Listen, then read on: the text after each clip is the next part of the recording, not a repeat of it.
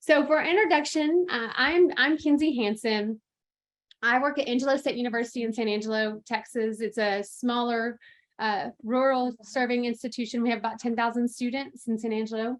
And I work primarily in the curriculum and instruction department. I am a program coordinator for administrative leadership, and I teach graduate students and online. Our courses are 8 week long, all graduate level coursework. And the last couple of years, we've really had the opportunity to do some great professional development at ASU, such as Escala, which is a training for culturally relevant pedagogy. Dr. Lyons has kind of done some work with us on the community of inquiry framework. And then I'm going to let, even though they're setting up their computers, let Dr. Lyons and Dr. Kelly introduce themselves. Yay, we're finally getting some of our technology to work. Yeah, it's just taking a minute. I'm Dr. Kristen Lyons, and like Dr. Hansen said, I've been able to work in a couple different projects with working on getting mine specific through video and research of what video can do for helping with engagement and within online courses. My name is Dr. Tamra Kelly, and I'm also an instructor, and I work primarily in the counseling programs, mental health and wellness.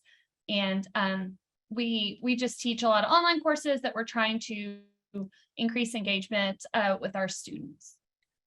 I forget which laptop we're working on 3 different ones. Yes.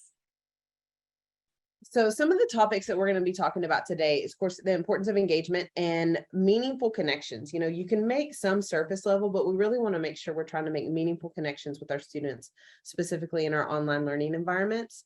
And then we want to identify different techniques that we use and how we apply those, and give some relevant information of how we've applied them and also how students have responded to those applications. But some of the 3 techniques we're going to talk about is holistic learning opportunities, instructor to student interactions beyond that course content, and then interaction of instructor videos. So for holistic learning opportunities, to start, you kind of have to understand what holistic learning is. And so I put just a generic definition up there in the top right corner of the presentation. Holistic education is a comprehensive approach to teaching where educators seek to address the emotional, social, ethical, and academic needs of students in an integrated learning format. So online learning can be very isolating for students, and sometimes it can be overwhelming, and they kind of feel like they lack the support and those personal connections that you often get when you are face-to-face in courses. So trying to take a holistic learning approach is bringing that human back into online learning. We don't want our students to feel that isolation. We want them to feel heard. We want them to feel seen.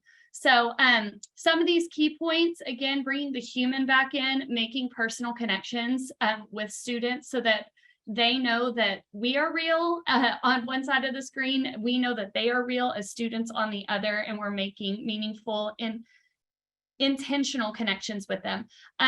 Identify the overall arching goals of the course. Sometimes, especially when you're in like graduate level courses that we often teach in, we focus so much on the rigor and making sure that they are meeting that graduate level quality that we're looking for. And while that's still important, we have to still circle back to what do we want them to get out of this course? Are they getting it or are they not?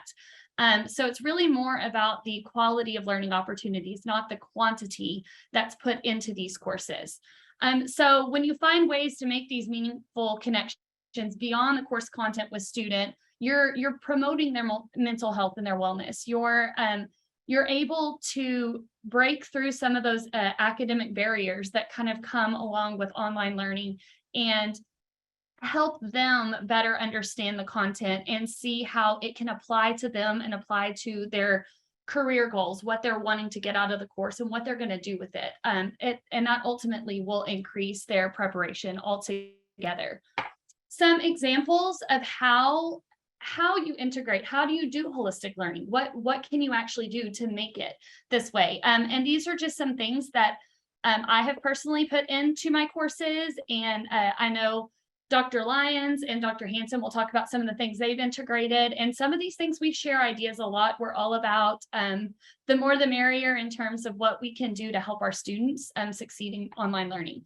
So one word reflection, that's what we kind of kicked off this presentation with. This is something that I've been doing for several terms now in multiple courses that I teach. I don't always do it consistently, because I like to switch it up. I don't want it to start to kind of lose the engagement piece when it becomes repetition. So you kind of have to be selective in knowing who your students are, if you have repeat students that are coming back in your courses, and make decisions from there that you feel is going to benefit them most. But one word reflections is just encouraging students to share one word each week to describe how they feel. What we do for our online courses is we have class cafes, and these are discussion board platforms where students can go and interact with each other, ask questions, receive support from peers, etc. And I will post course announcements in Blackboard introducing the one word reflection activity, and I will add in my word of the week. I share a little bit about why I chose the word, hopefully inspiring students to do the same. And I encourage them to go to the class cafe discussion board and share their word. And what has happened is students take it beyond the word. And that's really the point that we're wanting to get out of this, is that they're making connections with each other and they're supporting each other through their online course journey. So it starts with them sharing one word, and then students start replying to each other saying, we have the same word, or I felt that way last week, or keep it up, keep your head up, you're doing great. And that's been something that I feel has been very powerful in terms of increasing online engagement and really supporting their social, emotional needs that they sometimes lose when they're in online courses. Perspective check, this is also an activity I've done before. It doesn't quite have as much interactiveness to it, but I do encourage them to kind of move to the discussion board and share their thoughts, their experiences. These also usually run through weekly announcements, and they are just enrichment pieces that challenge students to check their perspective.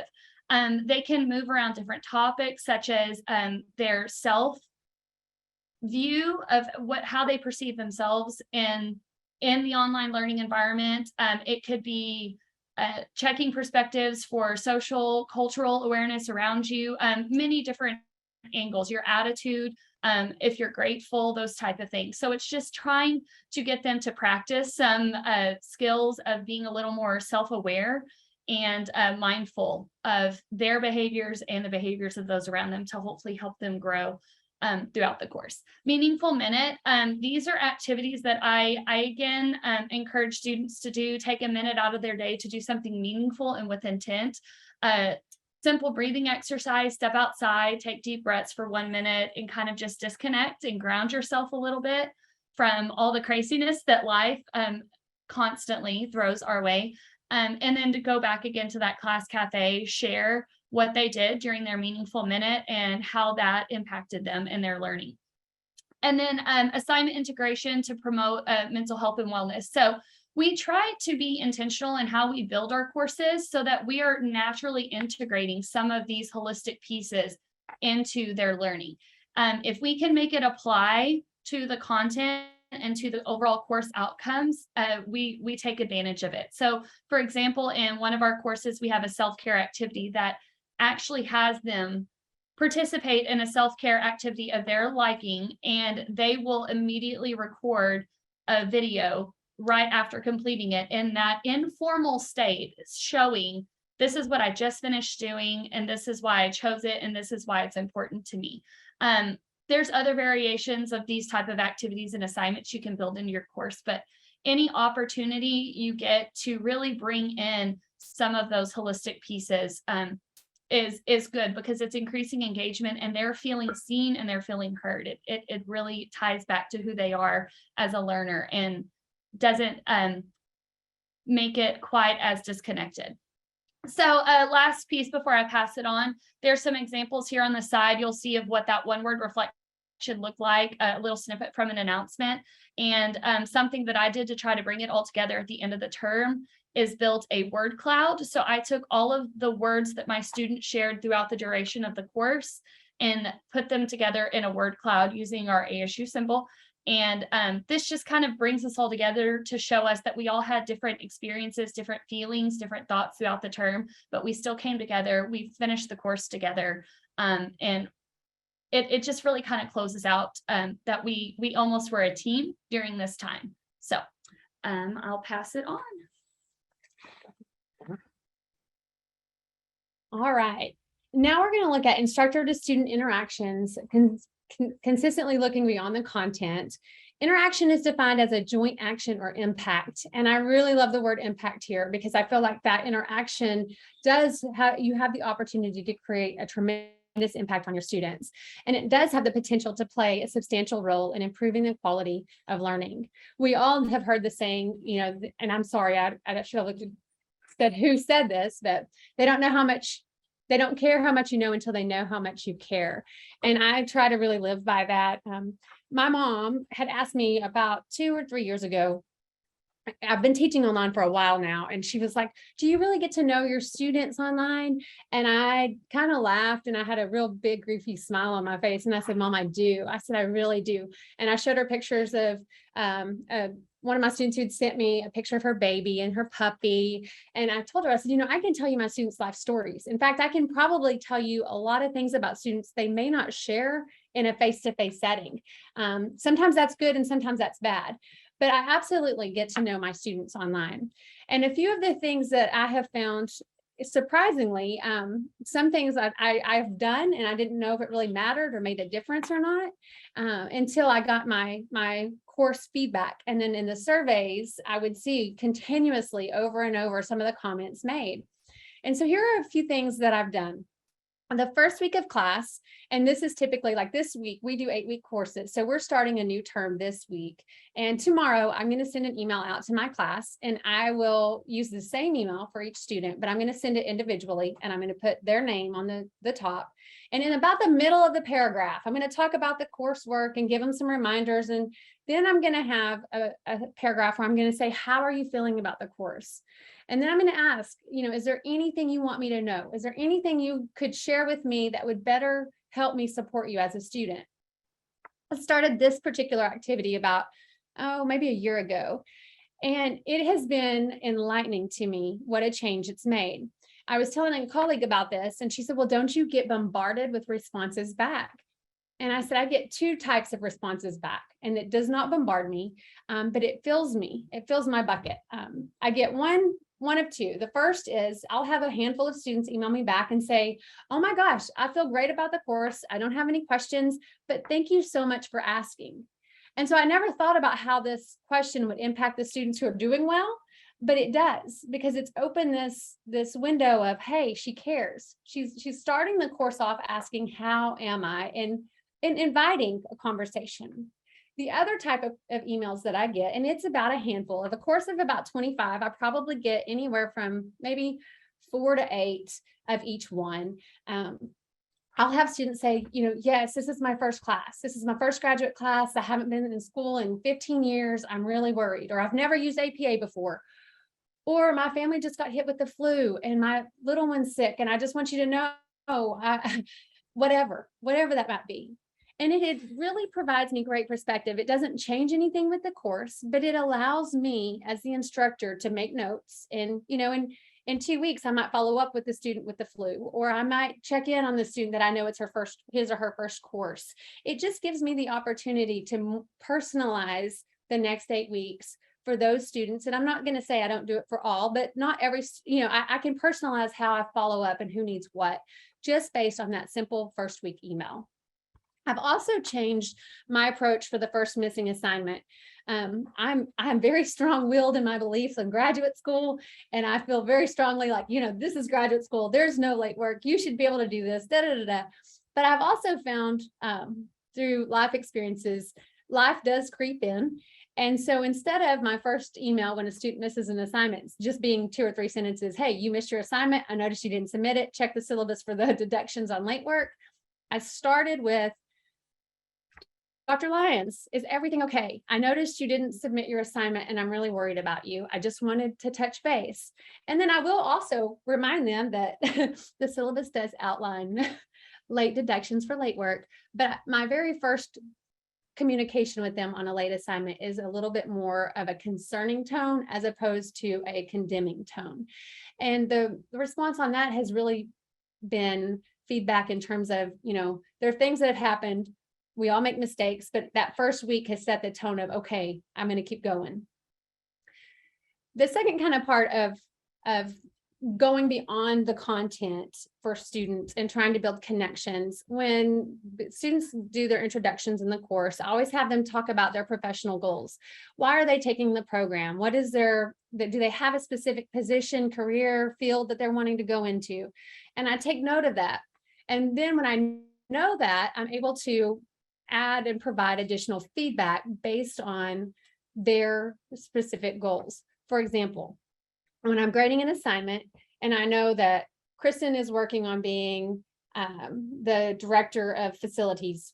Well, when I ask questions in that feedback, their feedback's still going to pertain to their assignment. However, I'm also going to add some additional points like, have you thought of this? Or if you were doing facilities over this building, what would you do? Or if you're the president and you're addressing this deficiency in the organization, how's this going to impact you? So I can tailor some of the questions, and it may have nothing, sometimes I'll put in there, this has no points deducted. I didn't expect you to address this in the assignment, but going to the next step. The next step would be, did you consider this?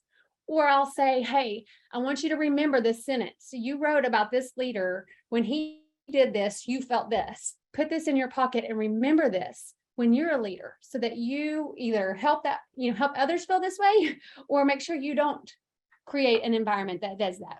So it's just one additional way, another kind of layer of how to really personalize and make connections for students and challenges them. Some of the feedback on their surveys have shown, Dr. Hansen really invests in my future. She really cares about us beyond the course, but how I progress as a professional. The third area that I'm going to talk about, and they kind of work together. They can work together. Motivational quotes and life challenges.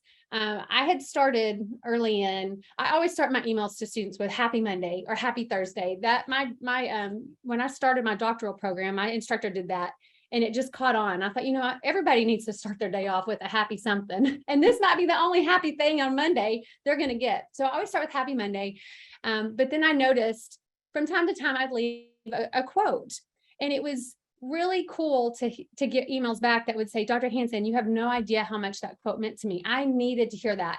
They're not all leadership quotes. If I'm teaching a leadership course, there might be one or two, but many times I'll use quotes that are really, I look at, see what's speaking to me that week. And it might be perseverance or hard work. A lot of times I may intentionally send one out. If it's a hard assignment, I'll send a quote that says something about it's how you respond. It's you can control how you respond to situations, or just different type of quotes that end my communication with students. That has also led to what I'm calling life challenges. You can see in the example on the left with the motivational quote where I had sent to students once, leadership is not about titles, positions, or flowcharts. It's about one life influencing another. And then I just kind of left the email like, hey, see what you can do to influence someone, make a positive difference. Well, later on, as courses progressed, I had a leadership theories course where students were going through and analyzing 10 influential leaders in their lives. Long story short, after looking at those influences, I was overwhelmed with how amazing these individuals were influenced, the people in their lives. So I gave them a life challenge, and I said, your task, if you're willing to accept it, is to do one of two things, basically. And I said, there's no points assigned to this, but I want you to reach out to the person, one of those people that you talked about in that influential assignment. And I want you to either just tell them what you wrote, or tell them about the assignment and that you use them, or share with them the assignment and show them what you've done. Either way, just reach out. And then if you want to, email me and let me know how it goes. I had no idea what an impact this would make, but I had multiple students. I had a student reply back and say, Dr. Hansen, I cannot believe, thank you. I can't thank you enough for doing this life challenge. I did it. He reached out to his dad, who he hadn't spoken to in years. And now his dad has started calling him, and it's kind of re-sparked a relationship. Another student had emailed me and said, Dr. Hansen, the timing was unbelievable of this. I reached out to an old coach on Friday night, talked to him, was able to tell him the influence he had. And then unfortunately, the next day he passed away. And she said, I never would have had that opportunity had you not thrown this out at us. Thank you. And so I through all of these different small things, it's built a relationship with students that shows them, yes, I care about you as a student, and it's important that we master the rigorous content, but also I'm here to support you as a person. And that's my number one role. So now I'm going to let Dr. Lyons kind of take over some instructor videos that she uses. Oh, almost. Sure. There we go. Okay. So some of the things, one of the tools that I use is just integrating instructor videos in different ways. So there are 3 types that we kind of classify it. Now, let me say, sometimes people are like, and videos kind of make them nervous. And that's why I had to pick the jack-o'-lanterns, right? But hopefully you see the 3 I picked, they do have smiles on their faces, though it can be a little intimidating and a little scary sometimes to make videos, especially if it's not your jam. At least you can see it's okay. It will be okay. It might be a little scary, but it'll be okay. But the 3 ways that we integrate these videos are, we kind of classify them as immediacy, instructional, and evergreen. So for the immediacy, those are for the here and now. We'll usually put those in the announcements. Also, if there's a change in instruction or something needed to change or lots of questions were going on, I will make a quick video to send out an announcement and talk them through what it is that has changed and how we're going to make that adaptation so that everybody gets the instructions then. I also, like I said, do that in an announcement. I also use immediacy videos to respond to specific student emails. I'll either do that or I'll do audio recordings. It also kind of just depends on, some of their topics kind of get me in my feels. So I don't know if I necessarily want them to see me crying on a video. So, but they're just, when they share their life with us, I mean, I can't help but not respond. And I feel like in an online environment, they need to see us, they need to hear us. And especially when they're sharing their hearts like that. And I usually am one that I like to talk through those things. And so I'll make a video and I will respond with that specific video to their email. I've had feedback from students that are saying, wow, that she made a video just for me. And I really don't think of it that way, but it meant a lot to them at that time. Instructional videos are those that we can sometimes keep within the modules. And it kind of goes over either the structure, adds to the content that's already in there, or helps them figure out how this content applies in their future role. So those instructional videos we keep usually within the modules. And then when we call evergreen videos, we call those the ones that can kind of go anywhere and everywhere. We have what's called an orientation tab. And that's where all students have access to it. And in there are some videos about how to apply APA, how to view your feedback through either Turnitin or our Blackboard assignments. Those are the types of videos that we call evergreen. So hopefully that gives kind of a breakdown as to what we do. Now, why do we even want to do videos? So for one, it increases that engagement and it gives a different level, because a lot of times students that are coming in the online environment, a lot of our current ones, they're used to face-to-face. And so whenever you're able to give them just that little bit extra engagement where they feel like they're meeting you in your office for office hours or anything like that, it increases that engagement with them. It also builds rapport. Whenever you're able to make those live connections, just like the different activities that they've done in Dr. Hansen and Dr. Kelly have done in their courses, this also helps build that rapport. And like I said, a little bit different way. I feel like videos can be formal, but they can also be informal at the same time. Helps people to realize you are a real person. It also helps to let them hear your tone when you're delivering that. Because sometimes when you deliver, let's say, written feedback, they might not hear your tone. So, and we all know the meaning of tone. I talk about it with my kids all the time, right? I'm like, your words were fine. It was the tone that was not so great. And so I'm sure y'all can relate with that. And my middle one has been like, tone, mom, you're right. I'm like, yes, it's tone. So at least they can hear that. They can watch my nonverbal. Nonverbal is about 90% of our communication. So they're able to see that. They're able to hear my tone, and it really helps build that rapport, and they understand where I'm coming from with the information I'm delivering. Plus, like I said, another point, it makes it more personable. We're able to make those connections and feel like you're not so distant and on your own. So what have students said about this? I've actually gotten a lot of feedback. I've done some different research, surveys and data analysis and all that on some of their feedback, but I'm going to read you some of it. But one of the things says it was helpful to be able to see the instructor and to be able to hear that additional explanation. It really helped clarify what I'd read in the instructions that wasn't quite making sense. And it helped me connect to the instructor and the class in a way that I feel was lacking in my other online classes. So that was one of the students' feedback. And others talked about it offered clarity and updates in a new medium. All of us know sometimes it's nice to change it up. You don't always want to read everything. So it's nice to hear something presented at times. Another one says it was always positive and upbeat. I appreciated the attitude and the support. And so I feel like that changes it a little bit too, because we can write those words and hopefully our personality comes through. I know I had a professor that you knew it was her because her personality could come through in writing and it was amazing. But I felt like this helped me convey my personality a little bit better to my students and let them know who I was and that I am approachable.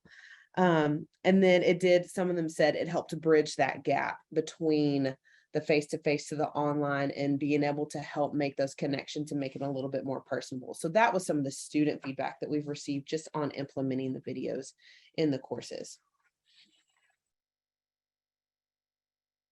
Just kind of a quote, that we want to put in here that just kind of emphasized all of our points that we had. Teachers should not only expose their students to curriculum content, but should also provide them with the opportunities to think and communicate in ways that will help students construct a working knowledge of such content.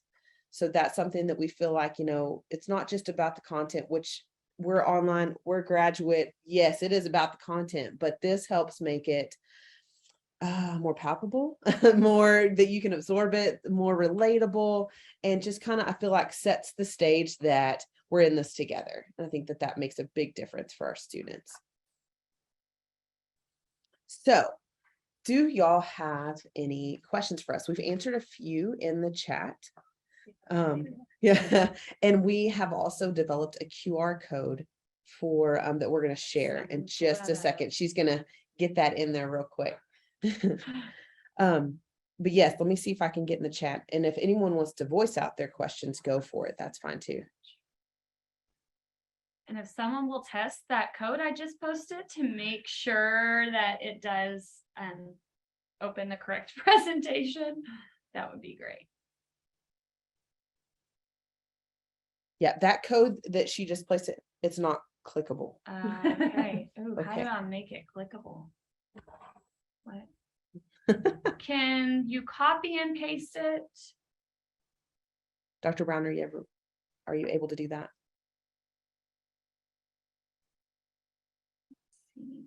I don't know how to make it a hyperlink. I was able to copy and paste it and the link worked. Yay! Okay, perfect. Okay. Sorry, I don't know really how to make it a hyperlink, I guess, in here. It doesn't. You are doing great and thankfully showing us grace as all of our Yes. crazy technical Send the link difficulties. again. Yes. And she just sent that again. And I can let me see. Oh, and it was clickable for somebody. So there we go. Yes, it should open right up into the presentation. Okay, perfect. And then that evaluation. Okay. Yes, and the very first link posted at the top of the chat box should be a link for the evaluation of this presentation, just so you know what that link was. It should be in there. Yes. But do y'all have any questions that we can answer on this topic? We're all in the same room. So Yes, we can we are answer any playing, like, we're questions. literally 3 laptops. We're moving all around, and I keep forgetting which one is showing screen and which one's showing us. Have y'all had any luck with doing these types of activities or anything similar?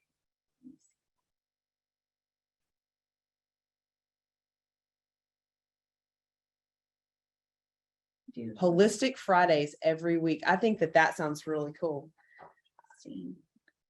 I like that you picked a specific day. Like everyone knows this is the holistic day. Going into the weekend. Going into the weekend, exactly. That's a great idea.